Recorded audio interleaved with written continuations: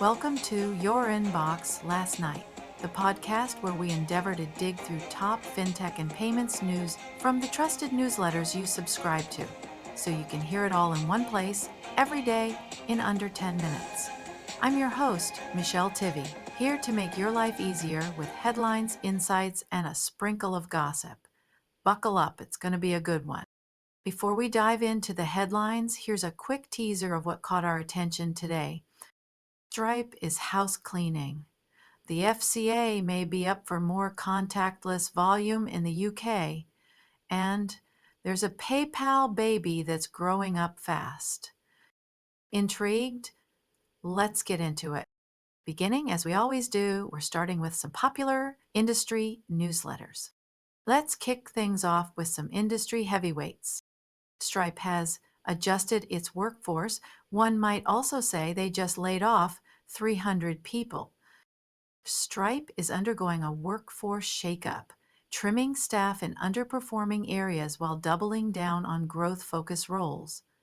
The move aims to optimize operations in a challenging market. It's a balancing act, cutting costs while staying future-proof. Last week, before the inauguration, we told you about a proposed interpretive rule for digital payments from the CFPB. You'll recall that the rule seeks to capture video game payments and stablecoins under the Electronic Transaction Act, which would make them subject to Reg E and more. Under the proposal, quote, accounts on video game platforms, virtual currency wallets that can be used to buy goods and services or make P2P transfers, and credit card rewards points that can be used for future purchases could all be considered accounts subject to the EFTA and Reg E, end quote. So Payments Dive wants you to know that you can still submit comments on that proposed rule before March 31st, but they also note that there's no obligation for the new administration to follow through with it at all. Maybe it's the old political hack in me, folks, but say goodbye to this one. Meanwhile, across the pond, FinExtra reports that the UK's Financial Conduct Authority, the FCA, is set to scrap the PS100 contactless limit. To refresh your recollection, if you make a point-of-sale purchase using a contactless payments method, the purchase is capped at £100. If your payment method has a biometric identification, then you can bypass the rule. So if the FCA removes the rule, it's game on for contactless in the UK. Merchants could set their own contactless transaction limit, or they could leave it wide open. However, and this is a big however, a reader in the comments says that FinExtra may be ahead of themselves in reporting this. He cites a link to the actual FCA document, which says they can roll back the limit, not that they will do it. We'll give you the link to that document in the show notes so you and your lawyers can have at it. We are nothing if not thorough, you guys. Lastly, High Note has hit, well, a high note. Former Braintree folks are responsible for High Note, which embeds card functionality into merchant products. Well, they're moving into acquiring. Now, if you've been in the rooms I've been in these last 10 years, you know that PayPal has been looking for ways to, shall we say, enhance their Braintree product. So let me be the first to say kudos to this team for making this happen. I wouldn't be surprised if there were an acquisition down the road. Moving now to our segment on crypto and Web3. There's more than one story today saying that a meme coin named after Donald Trump that has been picking up steam is not sitting very well with some folks in the industry. Retail investors could get in way over their heads in this speculative play. CoinDesk warns that this is yet another reminder of the risks in meme coin investment. Those stories are from Axios and the Financial Times. These next two items are both from FinExtra. The SEC has formed a crypto task force to enhance oversight of the market. This new team promises stricter enforcement and fraud prevention, aiming to build trust in a notoriously shaky industry. In a statement, the SEC says that it has, to date, relied primarily on enforcement actions to regulate crypto retroactively and reactively, often adopting novel and untested legal interpretations along the way. They're not wrong. The new SEC leadership says that previous policies have, quote, created an environment hostile to innovation and conducive to fraud, unquote.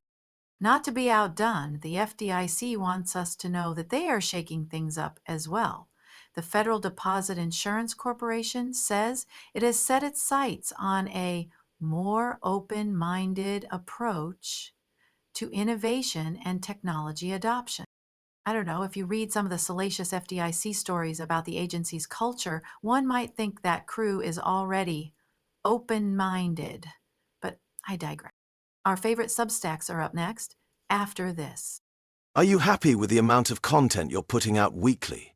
The information superhighway gets more and more crowded every day, and establishing your presence is getting harder and harder. Payometry Labs can help. Payometry can be your go-to content engine. Whether it's short-form content with volume like LinkedIn posts and articles, or more in-depth white papers, Payometry's got the expertise in the field and the creativity needed to help you land your message and brand identity. Have a chat with Payometry today. Email labs@payometry.io. That's labs@payometry.io. Turning now to our favorite substacks, I found a new one that geeks like me are going to love.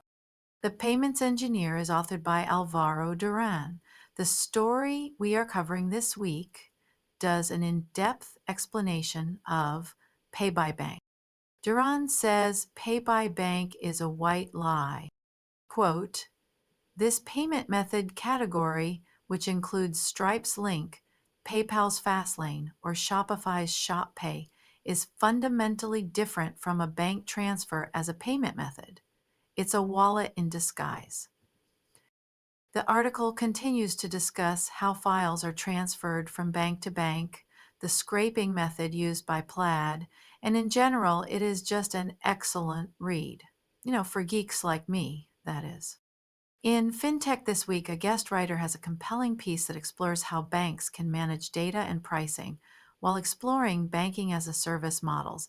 It's a must-read for any institution weighing the pros and cons of jumping into the BaaS game, and also for those who want to, as the author says, embed long and prosper.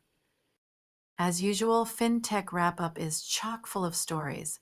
The two you should have a glance at are the first one in today's edition, entitled Core Banking Progressive Migration, and the Stablecoin Sandwich.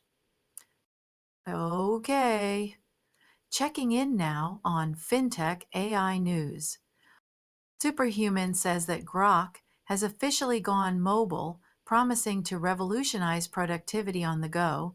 The idea is that you could use Grok from outside the Twitter app, I guess. Peter Yang tells us all about RedNote, the Chinese TikTok alternative that millions downloaded last week in the wake of a TikTok ban. If your kid already went there, like my kid did, then you probably want to check out Peter's piece, because he gives a clear comparison between RedNote and TikTok that everyone, from parents to e-commerce enthusiasts, could get something from. Peter is a standout writer. And now, the moment you've been waiting for, gossip time. It's time to spill some Fintech tea. Thanks, Shell. This is a good one. Word on the street is that a major global bank is quietly partnering with IDEMA to beta test their new smartphone enrollment feature for biometric payment cards. The buzz? It could completely bypass traditional in-branch ID verification processes. Here's the kicker. Insiders hint that the bank is aiming to make a splash at a big fintech conference later this year with a full demo. Rumor has it they're betting on this tech to draw in privacy-conscious customers and take a swipe at Apple Pay's dominance. You didn't hear it from me, but if you see a new bank app update in the next few months, maybe start looking for biometric enrollment in the fine print. Stay tuned. This one's heating up. Thank you kindly, sir. Before we break, we have some really exciting news. Our goal is to streamline and improve your information intake from the many worthy payments and fintech newsletters. Nearing the end of our third week in this project, we have come up with it. The simplest, one-click way for you to hear what was in your inbox last night. Ready? It's our very own app. All you have to do is download it, and you'll be one click away from the latest fintech and payment stories from your most trusted newsletters all the time, every day. We are beyond thrilled to offer this to our community. So please go to the link in the show notes and sign up to get on the wait list for our Your Inbox Last Night app to get your morning summary delivered directly to your phone. We will be rolling out access to the first 100 friends in early February. Oh, and for the YouTube enthusiasts out there, that will always be available as well. That's it for today's episode of Your Inbox Last Night. Thanks for tuning in. Don't forget to subscribe so you never miss a beat. Same time, same place tomorrow. Until then, keep your head up